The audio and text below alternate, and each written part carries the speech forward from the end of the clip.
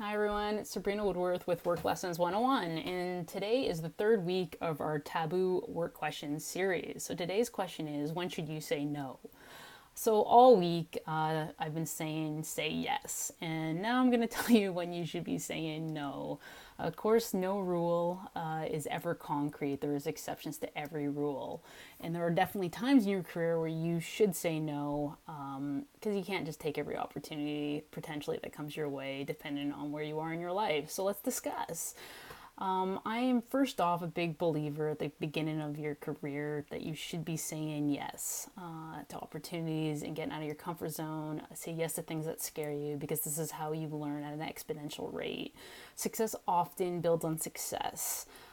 You want that momentum to get into your favor as you start to build your credibility and reputation as a professional. So that being said, there are times where you can be taken advantage of if you're a little too quick on the yes response. So let's discuss when you should be saying no.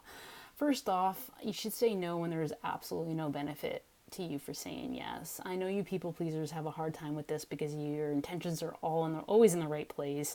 You want to believe that helping people, but not all people deserve to be helped. There are takers out there that will take anything you offer and never return the favor. So if there's absolutely no benefit for you to say yes, you're gonna unfortunately have to say no to those, and those will benefit you by saying no. The second one is, and this one's obvious, but maybe sometimes you sacrifice your health thinking that your career and what you're doing is going to truly benefit. If something is the stress in something is just so high that it creates an unhappiness in you, that your health is impacted, those are times you should probably say no. Taking care of yourself is your absolute number one thing. There is some truth in, health is wealth. You are no good to anyone sick, including yourself. So take care of yourself. And if that requires you to say no, do it. Third one is setting your boundaries and limits. This one is hard sometimes when you just start out in your career. This comes a lot from experience. So when you're starting to set up things, understand where you don't want to go past. If you don't like working late or working weekends, then that's a limit and that's a boundary that you need to set for yourself. And that might require you to say no sometimes. Understand what your core values are and what you're not willing to compromise on, your character, your integrity. Anything that compromises your core value is a no. It could be a very blanket no, actually. So, just keep that in mind and not say, yes blindly. Also, the next one is it doesn't support your career growth or career progression. That's a big one.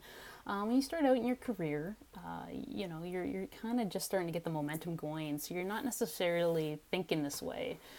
Your road is very wide at the beginning of your career. As you progress in your career, it becomes narrow. You become more focused. Your goals become definitely more refined and more mature. That's when you can't say yes to every career opportunity because some opportunities potentially are a regression off the path you're on. So you got to keep that in mind. You always got to be aware where you are in your career and what your goals are and whether this opportunity can benefit that or not. And the last reason I think you should say no is you just simply have too much on your plate. I know you people pleasers out there always want to say yes and your intentions are in the right place, but this can lead to burnout. This can lead to health impacts. Sometimes you just simply have too much on the go in your current life that you just can't take on this new request. This kind of leads me into my next point of, how to say no.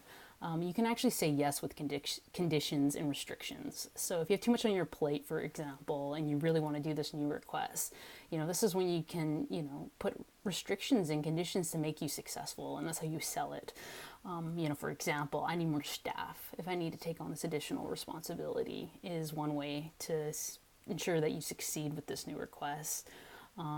Also potentially use delay tactics, with requests. If you don't know if you want to do it or not, you need a couple days to think, to say, I need to review my current workload, and I'll get back to you. That can lead to a yes with a condition and negotiate whatever you need to ensure that you're successful with the request. Any request that comes in that you're also unsure about, do follow-up questions, get more details. Sometimes you can't say yes, if they want you to move overseas, you have a young family, aging parents, sometimes you're restricted into a location, and these are good reasons to say no. So anyways, hopefully that is a helpful response. If you have any work-related questions, please DM me on any one of my social media sites or my website, worklessons101.com. Have a great night. Talk to you later.